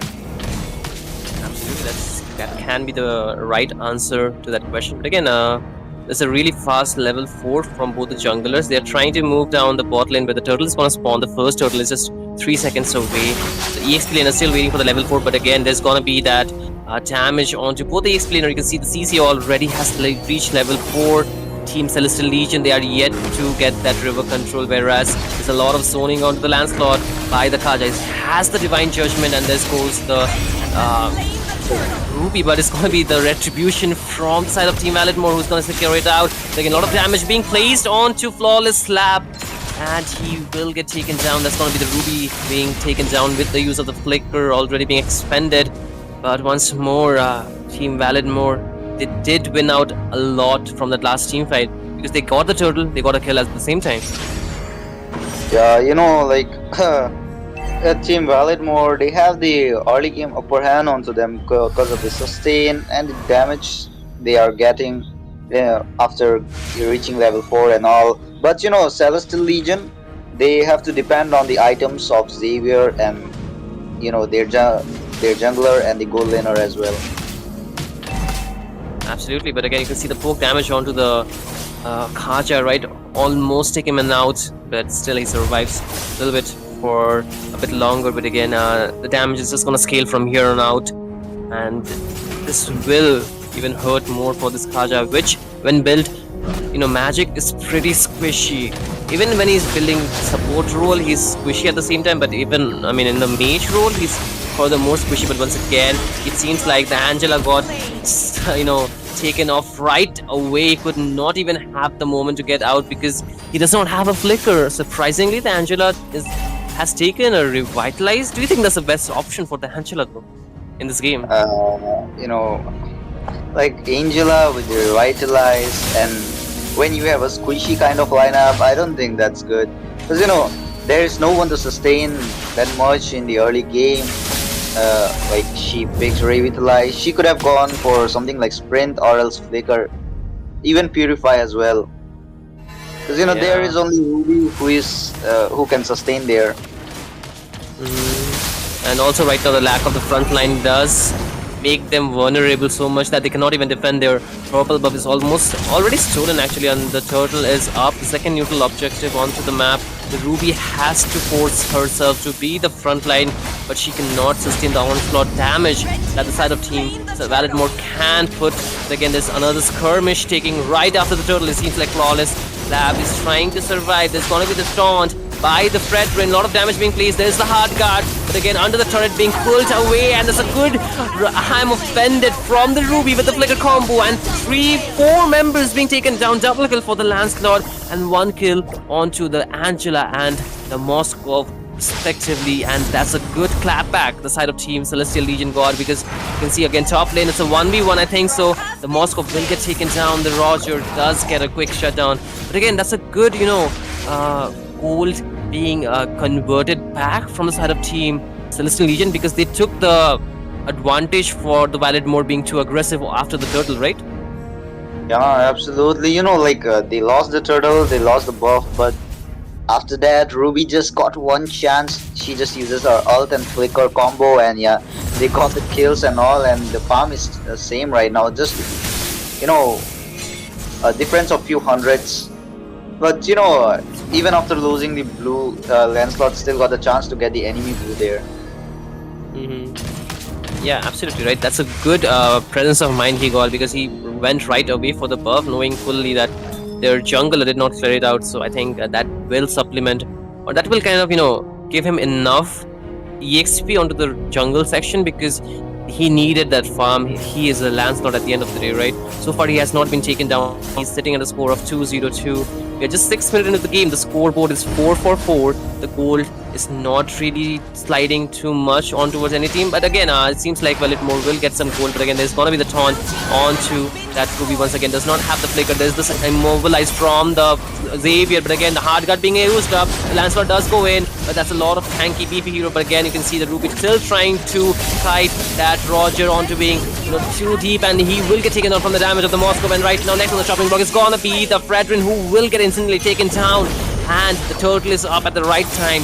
Team Celestial Legion, they have the advantage to take it down, but again it seems like it might be the end of road for this Mathilda. But again she has the flicker, still gets out, but there's a dawning light. No, it does not take him down. But once again there's another fight being brought back by the CC, but the turtle was secured by the side of Team Celestial mode. But again there's a lot of damage being dished out onto the CC, but they will back out. Again the dawning light being so much important for the side of Team Celestial Legion, lowering that HP down and helping them take down the mid first tier turret.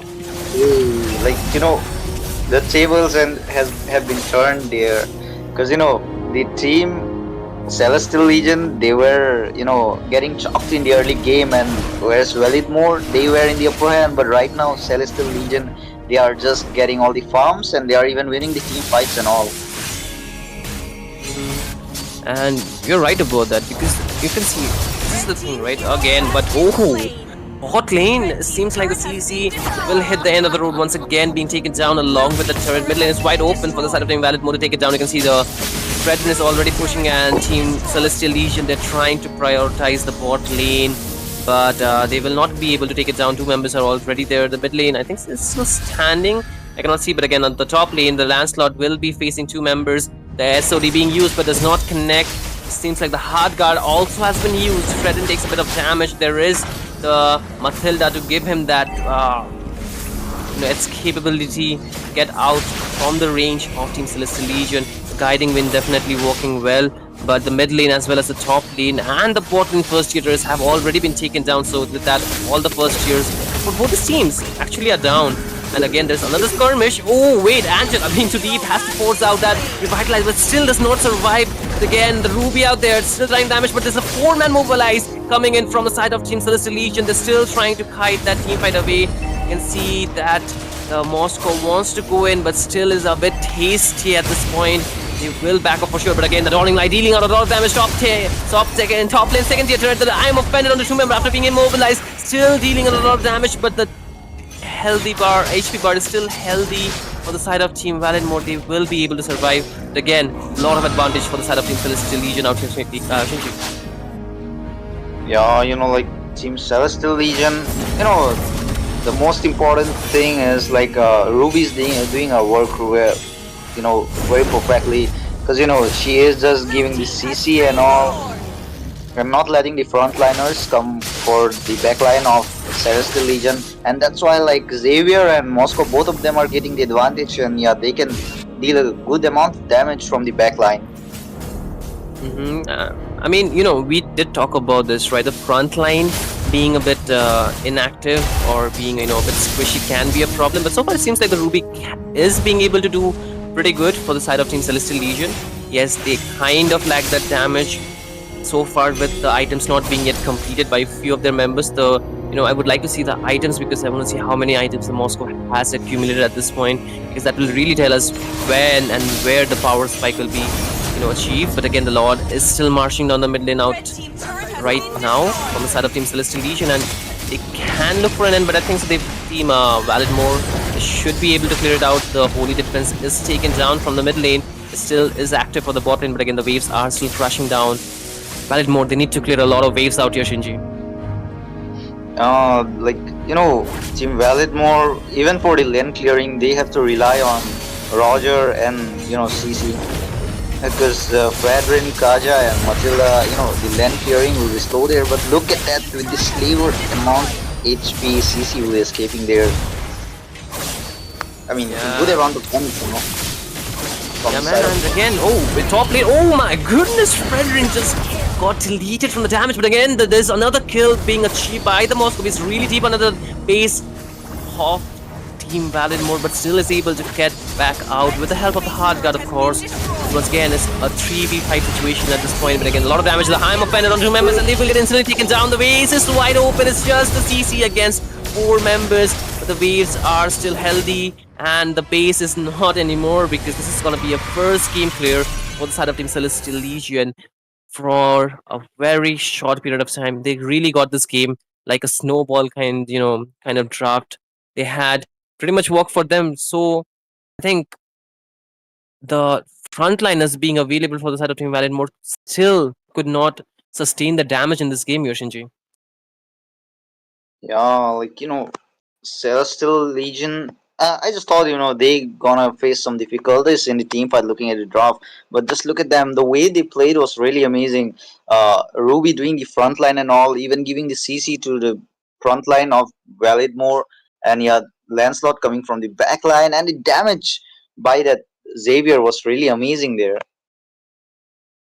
Yeah, and definitely, right? Like you mentioned, the way they played this game was really, really smart. If I had to put it in a single word, it would be definitely smart gameplay, because they know how to guide the team fight so much that it gives them the advantage. You could see right after the second turtle fight, Celestial Legion, they brought Team Validmore so deep into their own jungle, and to that extent that they got pulled under the turret, right? And that's when Validmore were started to losing those fights a lot more. In the early game, they did have the advantage. They did have the pick off with the Kaja, of course. But as the game progressed from the 5th minute mark to the 8th minute, and then down to the 10th minute, the fights were favoring so much to the side of Celestial Legion. And I think once the heroes of Celestial Legion, they get those items as well as the gold, it's so difficult to stop them, right? Because the damage is continuous. It's like a continuous DPS, and if you are not able to catch the members, you cannot do much but just submit to your fate. Yeah, like if Kaja would have just focused on getting the lens or the backliners, he might have done, the result might have been something else. But Ruby was there, who was like, doing the front line, and she was not letting anyone go to the back line. And that's the reason, like Celestial region, they were able to keep their backline safe, and they were just dealing a good amount of damage from the backline. Hmm. And honestly, I was kind of surprised at the moment, when the HP bars were disappearing so fast, even before Fredin could use his skills. Right, he was being the frontliner, but again, the moment he could just sustain the damage was never really there. But again, that's just the first game. Valid mode, they definitely have the chance to revert the situation that they are into. It's a best of 3 series after all, right? But I think we do need to give the team some times to prepare for themselves. So let's take a short break. We will be back right after the break. So don't go anywhere, guys. Stay tuned. It's just a very, very short break, I promise you. So be there.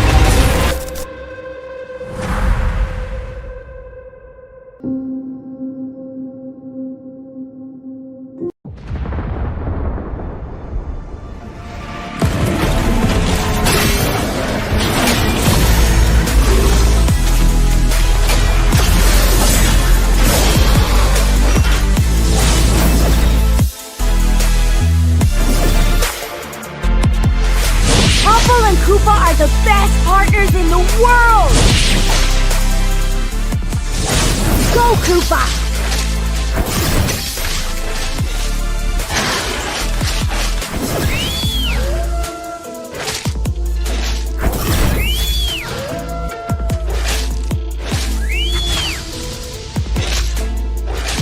Uh-oh. I'm running out of pranks to play.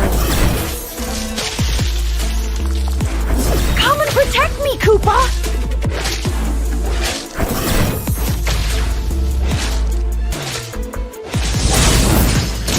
Don't move! I'm aiming my spears at you!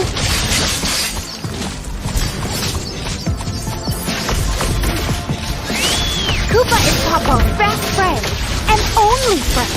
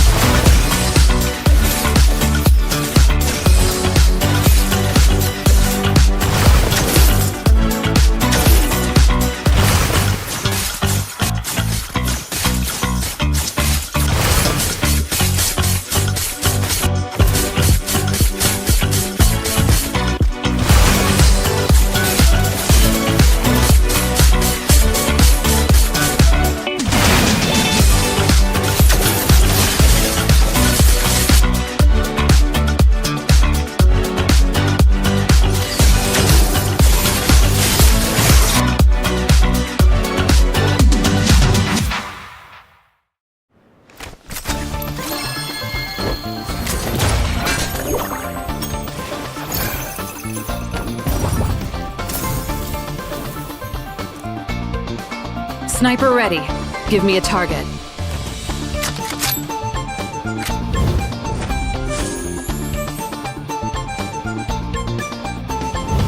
focus. One shot, one kill. Target locked. Nowhere to run.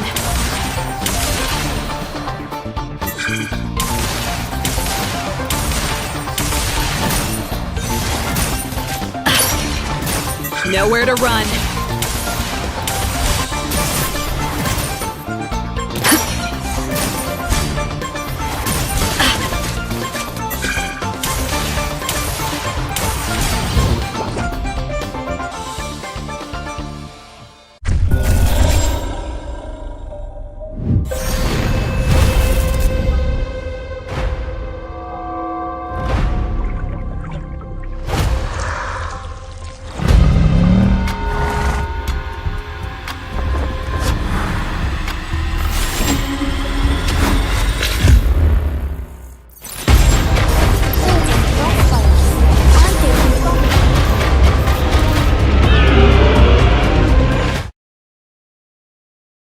Hello, Good guys. evening. Like we promised. Okay, okay. I think Ash is more excited than me. So Ash, why don't you go away?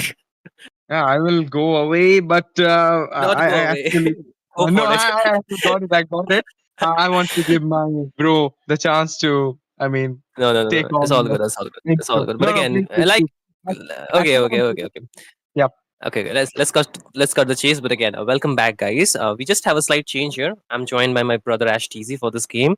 So again, already as we know, Ash, Celestial Legion, they have the first point of this best of three series, right? If they win here, they get the clean sweep. Whereas Validmore, they still have the chance to get back in this game. And I can see already the last game, Lancelot was a threat towards their team and instantly being banned away in the first slot. So, what do you expect this game? I hope you're watching, right? Last match.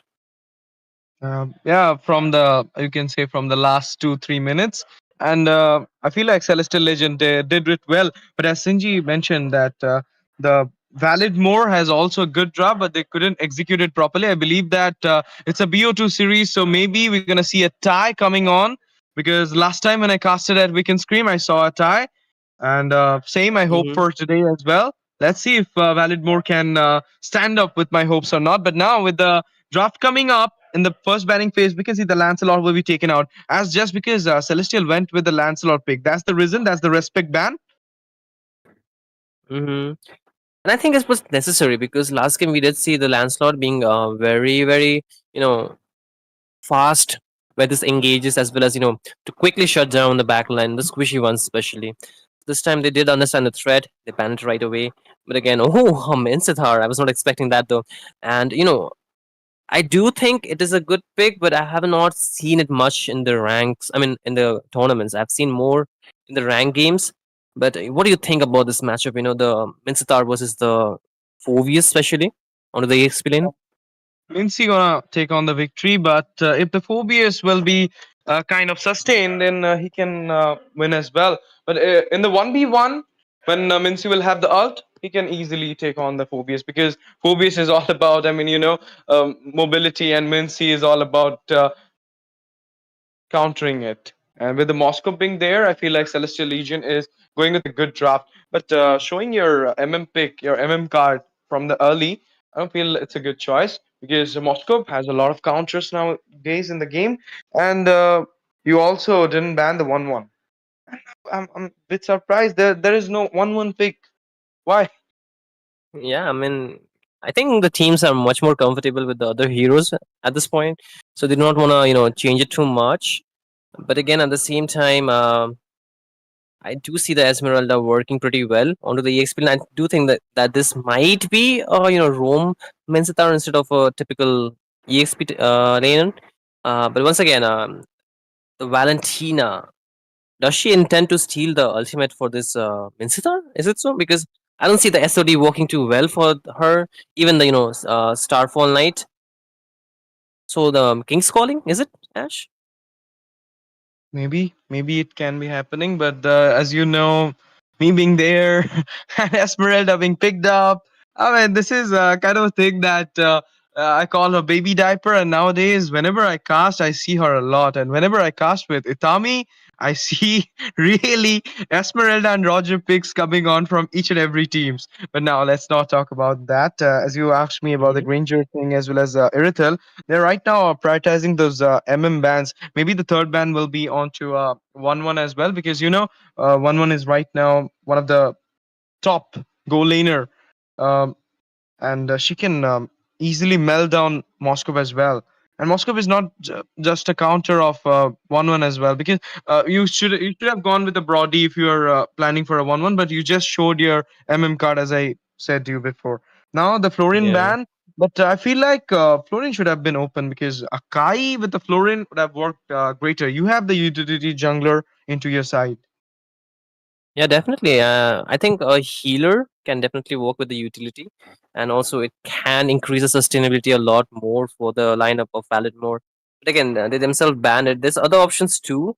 There is the Matilda. There is also the Angela, which I don't think so is the best option because there's a Esmeralda on the other side. But I do think so.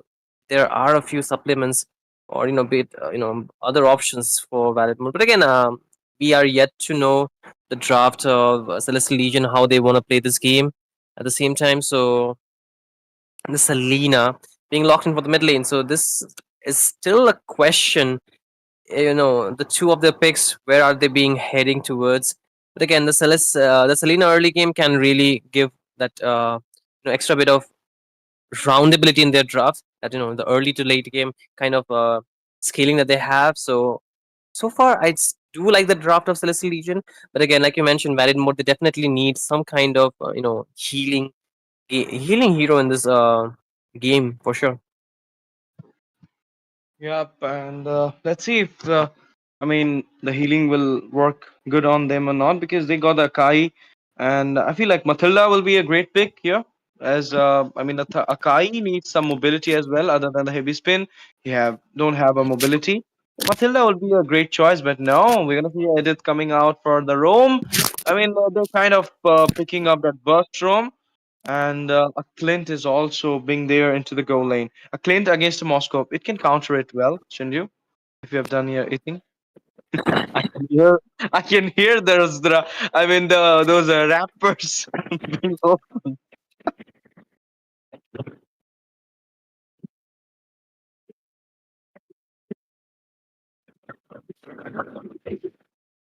Shinju, I can't hear your voice. Actually.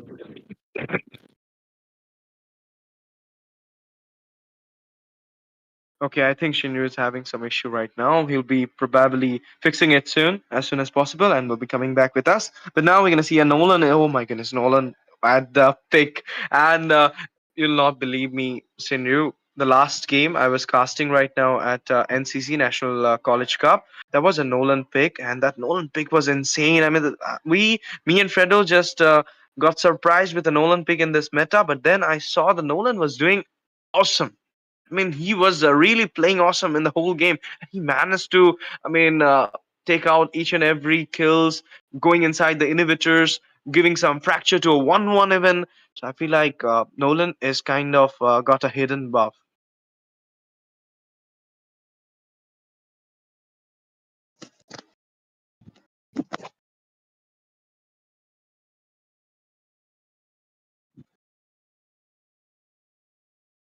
Okay, I feel like Shinryu has not fixed his issue yet. And let's see what will happen. Uh, Now we are going into the draft. The draft is over already. So let's go to the game number 2 between Celestial Legions versus VM. Obviously, that is Valid More, and the game is on, guys. It could be a tie if Valid More can take on the game, or it could be a 2-0 clean sweep from Celestial Legion as well. Celestial Legion draft is kind of looking good now, and they are kind of obviously having that upper hand, because they got the Mincy into the EXP, which can not to the EXP but to the roam. Esmeralda into the EXP against the Phobia. So they kind of going for a attacking lineup, which if they will execute it properly, they can take on the game for themselves. Now, as I'm seeing here, there's a lot of you can say engages coming at the mid lane, and maybe the grip will be taken away from the hand of the jungler, that is Akai. Akai will be missing that third most EXP creep from the beginning. Is not a good thing to reach the level 4 mark.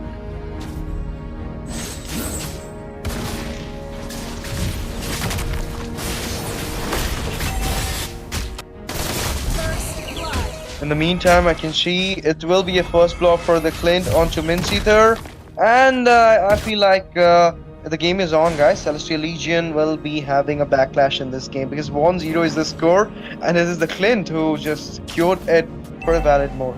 As Sinji mentioned in the last game, the Valid Mode got the good drop, but they couldn't execute it properly. So maybe this time they just rectified their mistake, and now they'll be, obviously coordinating and synergizing their moves properly, ganking with a synergetic move with their team members, help them to take on the game for themselves.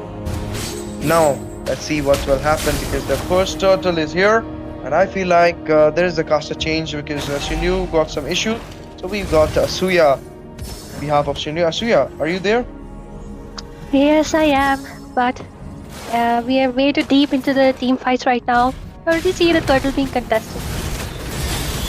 Yep, and now we can see that the turtle being contested. There will be a kill onto the Esmeralda. The burst was real from the Edith, and they will be going for a double kill. But before that, we can see a fracture coming on by the Nolan. But it's kind of, Nolan will not be going for this turtle. Okay, SOD just got connected. Moskov into the action, will be taking away the Phobias, and Nolan managed to take out the retreat onto the turtle, as well as we can see a very bad positioning of Edith and the sliver of HP. Can she be taken out? Okay, the sun come up. Nolan at a very bad position, but he managed to take out the Edith, but in the process, he got down as well.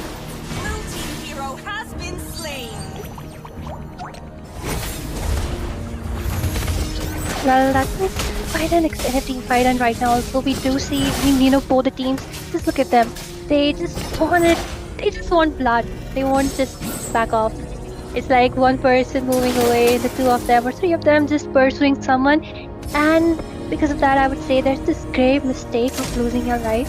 I would say you could just leave out the person who is dying and maybe go in for some neutral objectives, because that's how I would say it's better to play those team fights, right, Ash? Yeah, obviously. And you know what, Asuya, now I feel like Celestial Legion is kind of retaliating after the turtle being earned from their side, and now we can see Nolan is having the damage sliver of HP. Can he manage to escape? Okay, he managed to escape at a perfect moment. Mincy, and again the third most EXP creep will be taken away from the hand of Akai. That's what I'm seeing. Obvious is the jungler. Now I just saw it. I thought Akai is the jungler, but the retreat is in the hand of Phobius. Well, yeah, and right now we already see the guy getting his second equipment right there. And he will be dishing out a lot of more damage, but we already see another one. Okay, Infinite Pursuit just come up, heavy spin as well, and now they're halting the wave for that Esmeralda. Esmeralda is going back, absorbing a lot of damage. Mincy coming with the ult, but will be taken down there. Selena, as well as in the off cam, we can see 1v1 just went good for the Moscow because he managed to take down the Clint, as well as it will be the Esmeralda last breath. She'll be going to the heaven because it was Panda will be taking him down. Well, this guy does have a lot of damage considering it's HP based damage. Right now we already see Nolan going in between 4 people. I don't think he'll be surviving that sandwich. Like a lot of not much of coordinated team fights happening. It's like one person sees someone in low HP, they just run after that person. They don't even care if their HP is low. Maybe I'll look forward to it. But yeah, looking at the macro, it's like 5 minutes into the game. We already see Celestial Legion on the top. Last time I was casting the Scrims, I had the same team match. I was casting for Celestial Legion, so yeah, I kind of reminded that they actually play good, pretty aggressive though, and maybe like 5 minutes into the game, the macro, as well as the macro in the hands of Celestial Legion, they do have the goal lead is although almost equalized. Just 1 or 2 exchanges away, looking for some opportunities, looking for some team fights right there. But I would say, Celestial Legion might be in a good position to start this team fights unless they have the mid star. But no, he's gone away, so backing off can be the best option right now. Yep. And the fight is on, guys, once again, and we can see that they just backed off, as you mentioned. And in the meantime, we can see the Nolan versus Phobius maybe coming up at the top lane, and it will be Nolan dodging out the Phobius easily because he got the mobility. Even though the Infinite Pursuit will be great against a Nolan, I don't feel like he can take him down because he does have a good goal for himself, Cyrus.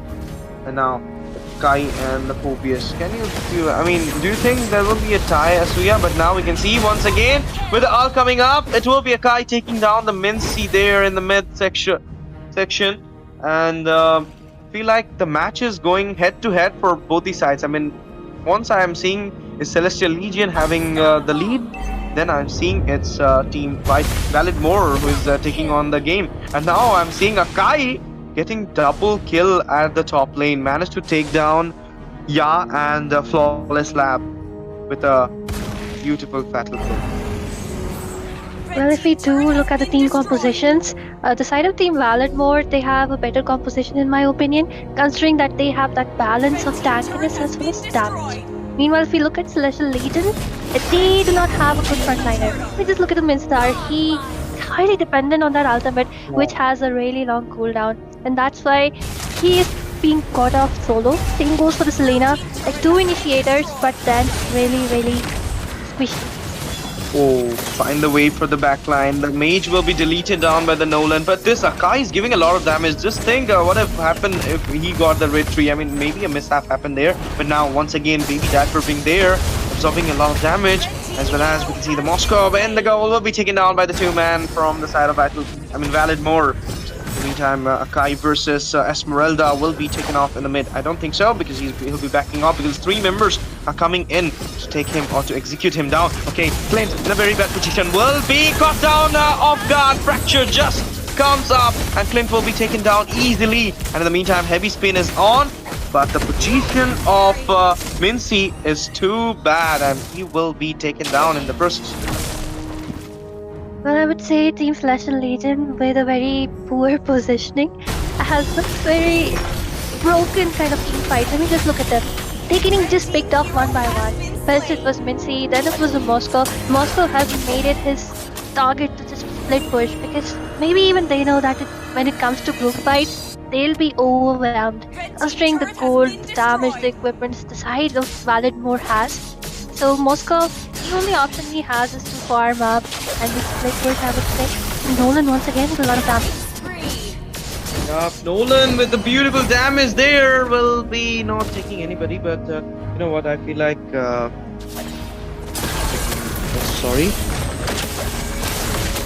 Okay, there you go. One more fight is coming up. Infinite Pursuit retreat onto that Nolan, and they will be finding the kill onto Nolan. It's a shutdown come onto that Nolan, and in the meantime, Esmeralda just joined the fight, managed to take down the Edith, and for Moscow, Vesodi will be connected as well. Clint just got down. Heavy Spin just come up. Vinci right now. Infinite Pursuit once again. Selena managed to delete it down. That Phobia sent him to the heaven, but now Panda is just running, and 3-man is chasing him down. Just Abyssal Trap was about to connect on him, and Mincy and the co will be joining the team fight as well. Panda, goodness, Panda will be retaliating as well. Panda took down the Selena in the process. I thought Panda will be the one who will be getting down there, but now Panda versus 2 people. Can he manage to escape this? No. It will be a shutdown for the Panda as well. 2 shutdown we just saw. 1 for the Nolan, 1 for the Panda. Well, those shutdowns right there, but Moscow in a very tight situation managed to grab onto Valentina, but he gets that double.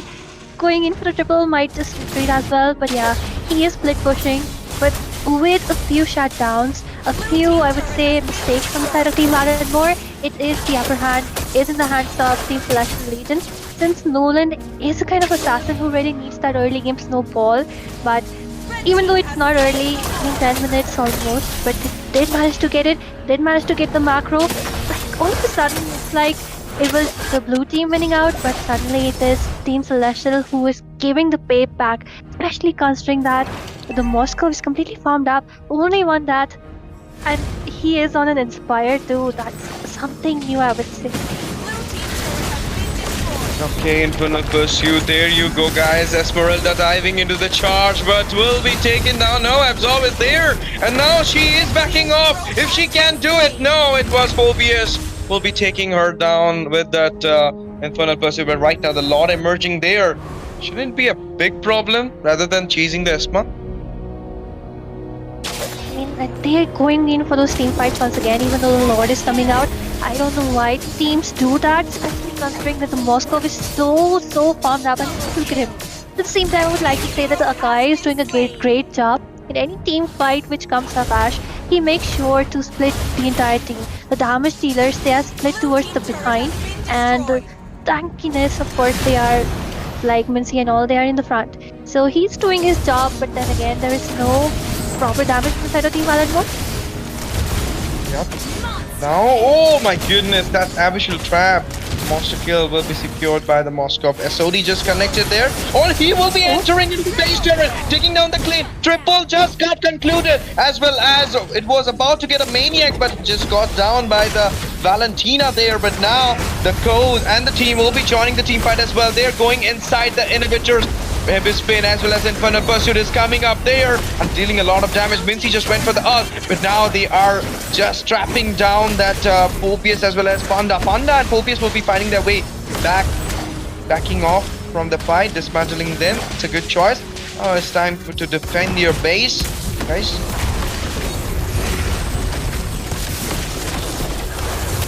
Once again, a team fight is breaking out there, and we can see no, it's a bluff. They're going back.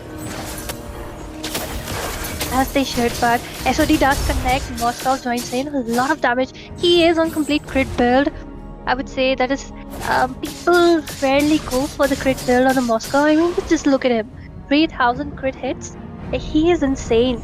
And I would say somehow Team Valid mode, they did have the upper hand, but they're not able to connect those team fights. I would say not well of coordination. If they really want to win those team fights, they need to make sure to shut the Moscow down.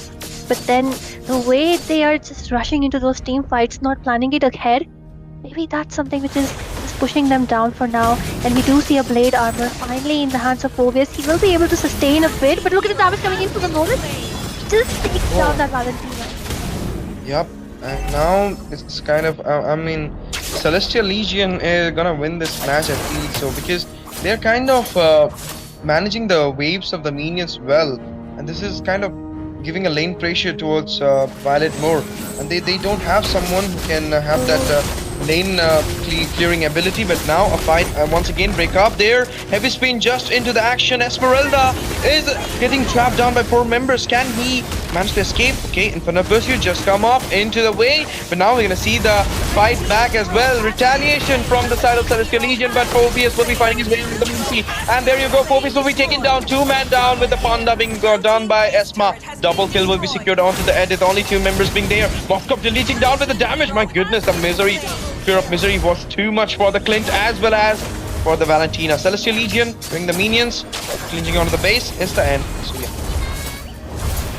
Oh, it is a victory for the side of Team Celestial Legion. And I would say that was quite a few mistakes from their side. They were winning, right? But then they didn't make sure to focus on the Moscow, which just like 4 shutdowns away. And suddenly it was the Moscow who was completely farmed up. And when they started fighting in those team fights before Celestial Legion, they were very really scattered. It was Mincy getting down, and Selena going in, Esmeralda somewhere else. But when they finally decided to group up together, there was no way to hunt that Moscow down. And yeah, just 2 hits away, you're completely down. I would say they, at least the Clint should have gone in for some wind of nature, I would say.